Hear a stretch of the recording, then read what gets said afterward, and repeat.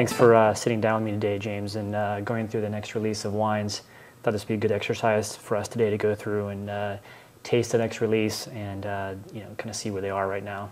Okay. So what we're tasting today, we've got 2 Pinots and 2 Syrahs. We have Monument Tree 2007 Pinot Noir, Wenzel Pinot Noir, Baker Ranch Syrah, which is a new vineyard for us, and Eagle Point Syrah. So let's kind of get at it here. Okay. So I think you're familiar with Anderson Valley, but I think it's important to know that it's actually a pretty small valley. It's only about 15 miles long, and most of our vineyards tend to come from the deep end, which is kind of like from Philo up to Navarro. Yeah. This particular vineyard is located about 5 miles outside Philo, so really close to the ocean. Get a lot of the cooling effects from the early morning fog. It's the first air also for the fog to kind of come back in, the marine air, and cool off the vineyard as well. It's located directly across the street from Hacienda Sequoia Vineyard, which you're familiar with, and very different soils though. It's planted in gravelly loam and eroded sandstone, whereas Hacienda has a lot more clay, a lot more ochre soils. It's a very different profile, so even though it's essentially across the street from each other on 128, it comes across as a completely different wine.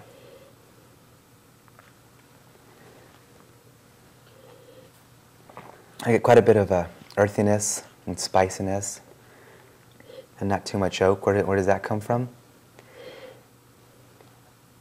I just think it's inherently, part of it's in the site, but I think it's also from how I handled the wine in 2007. The 2006 wine, because it kind of was the first time kind of working with the vineyard, I also didn't use any stems. So, which is always a style thing that I've always wanted to do with the Pinot Noir, that includes some stems in the fermentation to kind of add some other nuances to the wine. But I think some of the earthiness and spiciness comes from the stem inclusion, which was about 50% in 2007. I had a couple lots, 3 different clones, and I tried different levels and on each different lot, and some of it ended up going into our Tousse Ensemble line. So I think you're aware of the Tousse line, which has the Viognier, Rosé, Pinot Noir, and Syrah. And the clone 114 from this vineyard went into that, and this is primarily made up of 115 and 777. Okay. Definitely comes off as richer than the 2006. Yeah, it's interesting that like with all the wines, we've always added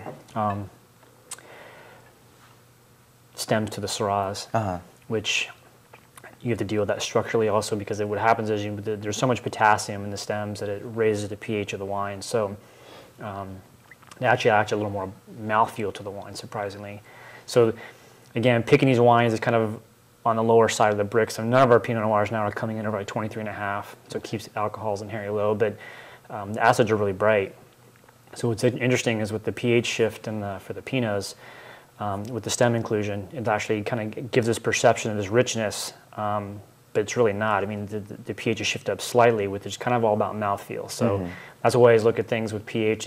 pH is like mouthfeel, and you have TA, which is titratable acidity, total acidity, which is kind of the finish. So the wine has really great TA, so you get a nice crisp finish, but then the mid palate's kind of rich, richer than 2006. This is clearly not a big sappy wine, but I think it's kind of taken 2006 and kind of made it a little broader, which I think is really made for a nice wine. How long would you keep this in the cellar?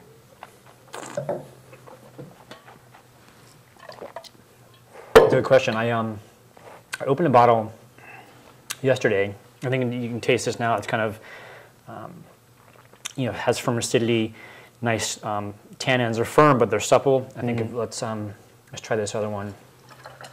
Give an idea. I think this is a good concept of, people always ask about how these wines are going to age. It's some of it's a guess. This is our second vintage making this wine, and I'd like to say it's going to last forever, but it's one of those things that, the proof will be in the bottle. But I think this is kind of an inherent way for us to be able to look at the potential. Right. It was open yesterday. Kind of that's what I'd recommend for people to do with any wine. Is maybe drink a half bottle, a couple glasses, or something like that. Put it on your counter or in the fridge, and you're going to see what it's going to be like the next day. And typically, what's nice is if a wine has some ability to age, it's going to actually soften and have more nuance, resolve some of the tannins. It won't be as kind of primary.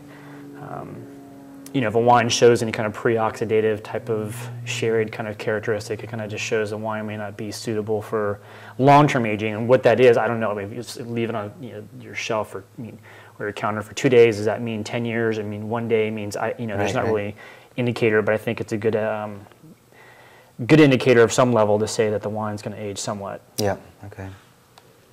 But I think you can see how this kind of rounded up the tans, kind of the wine's a little more expressive, not as kind of primary. Yeah, definitely.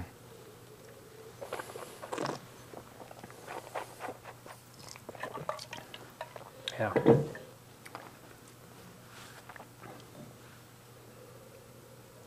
Anyways, so that's the 2007. I think it's Thank you. definitely taken 06 to another level.